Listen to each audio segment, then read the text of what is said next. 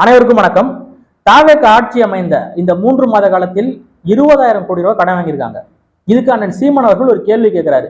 3 மாசத்திலே 20,000 கோடி கடன் வாங்குறீங்கன்னா மீதி இருக்கக்கூடிய 4.5 ஆண்டு காலத்துல எத்தனை கோடி எவ்வளவு கடன் சுமையை வாங்கி இந்த மக்கள் மேல ஏற்றி வச்சுட்டு போக போறீங்க அப்படின்னு ஒரு கேள்வி கேட்கிறாரு. இதுக்கு தாவேக தலைமை யாரும் பதில் சொல்லல. அதுக்கு மாறாக விடுதலை சிறுத்தை கட்சி கூட்டணி கட்சியான அமைச்சர் பதவியில் இருக்கக்கூடிய வன்னியரசு பதில் சொல்றாரு. இதுக்கு பதில் சொல்லணுங்கிறதுக்காகவே ஒரு முக்கியமான ஊடகத்தை தன்னுடைய அலுவலகத்துக்கு வர வச்சு அந்த நெறியாளர்கிட்ட இந்த கேள்வியை கேட்க வச்சு அதுக்கு ஒரு பதில் சொல்றாரு. இது எல்லாமே ஒரு கண்டென்ட் மாதிரி நடக்குது. சீமான் அவர்கள் இப்படி கடன் வாங்கியிருக்காங்கன்னு கேட்கிறாரு, அதுக்கு என்ன பதில் சொல்றீங்க அப்படின்னு கேட்கும்போது, கடன் வாங்குவது தவறில்லை, திரள் நிதி வாங்குவதுதான் தவறு என்று அமைச்சர் வன்னியரசு சொல்றாரு. இதை சொல்றதுக்கு தான் நீங்க அமைச்சரானீங்களா? கடன் வாங்குறது தவறு இல்லையா? கடன் வாங்குவது தவறில்லை என்று எந்த முட்டாப்பைய சொன்னது? எப்படி வட்டிக்கு கடன் கொடுப்பது தவறோ அதே போல வாங்குவதும் தவறுதான். கடன் வாங்கிய எந்த குடும்பமும் நிம்மதியாக வாழ்ந்ததாக சரித்திரம் இல்லை. அதுலயும் முக்கியமா வட்டிக்கு கடன் வாங்கினீங்கன்னா அந்த குடும்பத்துல நிம்மதியா இருக்காது. வட்டிக்கிட்டே சாக வேண்டிதான். ஏற்கனவே 1 லட்சம் கோடி வட்டி மட்டுமே தமிழ்நாடு அரசு கட்டிக்கிட்டு இருக்கு. மேலும் கடன் வாங்கி வட்டிக்கு வாங்கி எவ்வளவு கடனை தமிழ்நாட்டு மக்கள் மேல நீங்க திணிச்சிட்டு போறீங்க. அதே போல கடன் வாங்குவது எந்த அளவுக்கு நாட்டு மக்களின் தேவைக்காக நம்ம வாங்குறோமோ அதே போல இந்த நாட்டு மக்களின் நலனை கருத்துல வச்சு கடனை அடைச்சிட்டும் போகணும். நீங்க வர்றவங்க பூரா கடனை வாங்கி வாங்கி வாங்கி வாங்கி வச்சுட்டு போயிட்டீங்கன்னா இப்ப 5 லட்சம் கோடி திமுக ஆட்சியில 5 லட்சம் கோடி கடன் வாங்கியிருக்காங்க. அங்க 10 லட்சம் கோடி மொத்தமா கடன் இருந்தது. இப்ப நீங்க 20,000 கோடி கடன் வாங்கியிருக்கீங்க. திமுக ஆட்சி மக்கள் அப்புறப்படுத்திட்டாங்க. 5 லட்சம் கோடிக்கு அவங்க இப்ப பதில் சொல்லுவாங்களா அப்படின்னு கேட்டீங்கன்னா கிடையாது. அது அரசோடைய கடன். அரசு தான் அதுக்கு பதில் சொல்லி ஆகணும். யார் ஆட்சிக்கு வந்தாலும் அவங்களுடைய பொறுப்பு தான். கடைசியில யார் மேல இது விடியும்னு பாத்தீங்கன்னா மக்கள் மேலதான். கடனை வாங்கி வாங்கி வாங்கி வாங்கி வைப்பாங்க. கடன் வாங்குவது தவறு இல்லைங்கிறாங்க. இதை சொல்றதுக்கு ஒரு அமைச்சர் கடன் வாங்காம நாட்டு மக்களுக்கு வேலை வாய்ப்பு ஏற்படுத்தி கொடுக்கறதுக்கும் தொழில் வளர்ச்சியை மேம்படுத்துறதுக்கும் என்ன திட்டம் இருக்கு உங்கள்கிட்ட? இப்ப இருக்கிற 10 லட்சம் கோடியை திரும்ப அடைக்கிறதுக்கு என்ன திட்டம் இருக்கு? ஒரு திட்டமும் கிடையாது. அப்ப இவங்களுக்கு கடனை அடைப்பது என்பது நோக்கமே கிடையாது. கடன் வாங்குவது மட்டும்தான் நோக்கம். கடன் வாங்குவது தவறில்லை என்று சொல்லு. இதுக்கு ஒரு அமைச்சர் இதை சொல்றதுக்கு அமைச்சர் ஒரு கேடான்னு கேட்கிறேன். கடன் வாங்குவது தவறு இல்லையா? திரள் நிதி வாங்குவது தவறா? இதை சொல்றதுக்கு நீங்க அமைச்சராகி நாங்க இதெல்லாம் கேட்டுட்டு அமைதியா உட்கார்ந்துருக்கணும். நீங்க அமைச்சராயிட்டீங்க. மாண்புமிகு மதிப்பிற்குரிய சமூக நீதித்துறை அமைச்சர் அவர்களை வன்னியரசு அவர்கள் நீங்கள் பேசுவது தவறு அப்படின்னு நாங்க சொல்லிட்டு இருக்கணும். நீங்க விடுதலை சிறுத்தை கட்சியை சார்ந்தவர். நீங்க என்னென்ன பண்ணிருக்கீங்கன்னு தெரியுமா? கட்ட பஞ்சாயத்து செஞ்சு காசு வாங்குறது, போய் தனிப்பெரும் முதலாளிகளை மிரட்டி அவங்க கிட்ட பணம் வசூல் பண்றது, அப்புறம் நீங்க என்னென்னலாம் பண்ணிருக்கீங்கன்னு மக்களுக்கு தெரியும், நாட்டு மக்களுக்கு தெரியும். குறிப்பாக வட மாவட்டத்தில் வாழக்கூடிய பல மக்களுக்கு நீங்க என்னென்னலாம் பண்ணிருக்கீங்கன்னு தெரியும். திருமாவளவன் அவர்கள் பிறந்த நாளுக்கு தங்கம் கொண்டு வாங்க, கட்டுக்கட்ட தான் வாங்குவாங்க இவங்க திரள் நிதி. நம்மலாம் திரள் நிதி 15 லட்சமோ 20 லட்சமோ அந்த தேர்தல் காலகட்டத்துல அல்லது மாநாடு நடத்தக்கூடிய காலகட்டத்துல இவ்வளவுதான் வரும். மொத்தமே 1000 ரூபாய், 200 ரூபா, 300 ரூபா இப்படி போடுவாங்க.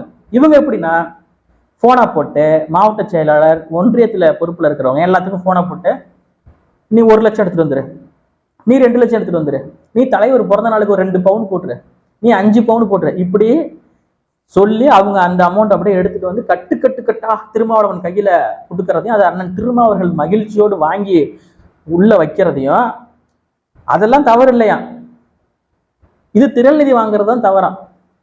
அடுத்தபடியா பார்த்தோம்னா சோபா திமுகவின் வாக்குகளை வாங்கி வெற்றி பெற்று சட்டமன்ற உறுப்பினராக ஆகி திமுக ஆளுங்கட்சியாக வரவில்லை, தாவேக ஆளுங்கட்சியாக வந்ததுக்கு அப்புறம் சுயநலத்துக்காக கூட்டணியில் இருந்து வெளியேறி தாவேகாவில் ஜாயின் பண்ணி அவங்க கொடுத்த ஒரு அமைச்சர் இலாக்கா, அதுவும் எதற்காக கொடுத்துருக்காங்க? அவங்களுக்கு மெஜாரிட்டி இல்லை, உங்களுடைய தேவை இருக்கு, அதனால கொடுத்துருக்காங்க. அந்த அமைச்சர் பதவியை வாங்கிக்கிட்டு அமைச்சராக இருக்கக்கூடிய நீங்க அண்ணன் சீமான் அவர்களை பார்த்து கேள்வி கேட்பது நக்கல் அடிக்கிறதுக்கு ஒரு தகுதி இருக்கா?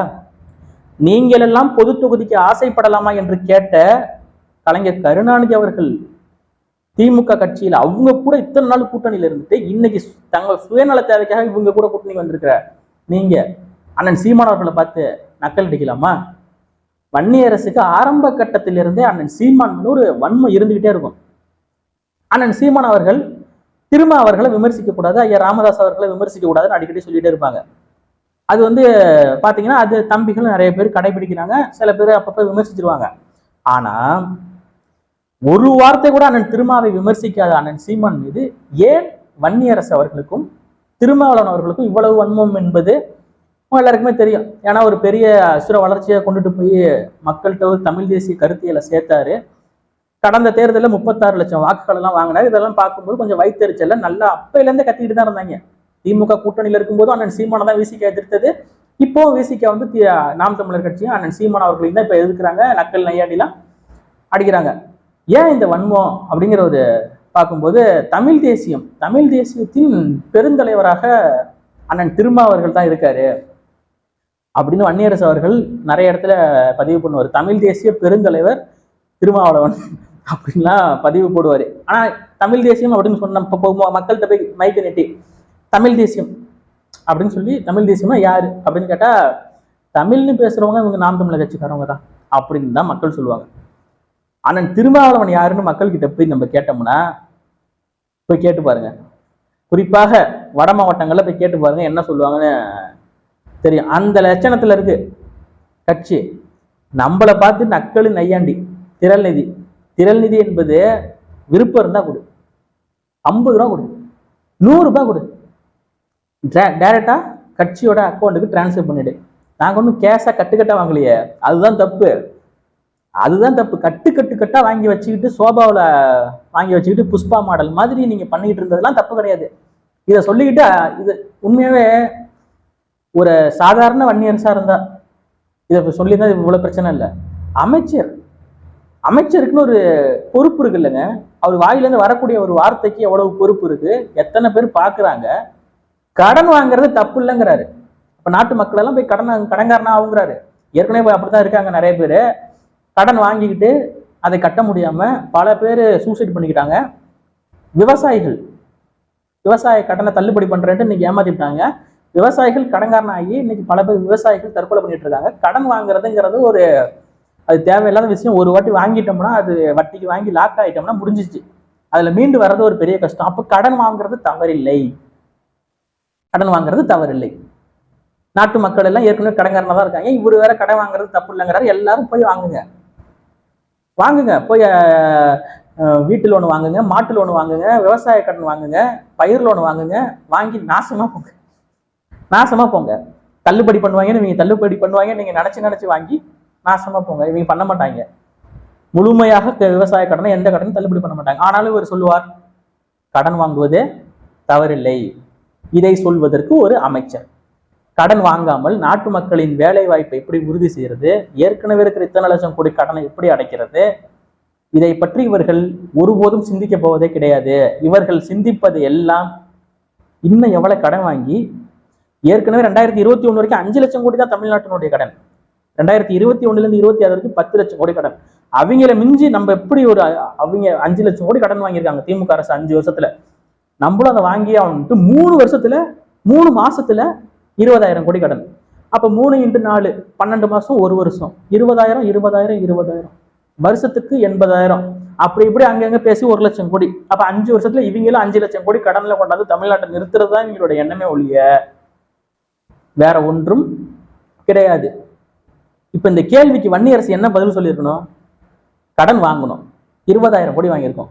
இதை வாங்கி நாங்க என்ன பண்ணணும்? இந்த திட்டங்கள் எல்லாம் நிறைவேற்றணும். அந்த திட்டத்துல நிறைய மக்களுக்கு வேலை வாய்ப்பை கொடுத்தோம். கொஞ்சம் அங்க விவசாய கடனை தள்ளுபடி பண்ணோம், இது பண்ணோம். அதுதானே சொல்லணும். கடன் வாங்குவது தவறில்லை, திரள்நிதி வாங்குவதுதான் தவறு. காரி துப்புணும் போல தோணுது. அந்த அமைச்சர்னு ஒரு பதவி பின்னாடி இருக்கு பாருங்க, அது கொஞ்ச நாளுக்கு அப்புறம் இருக்காது. அப்ப துப்புவோம், இப்ப துப்ப வேணாம். நன்றி, வணக்கம்.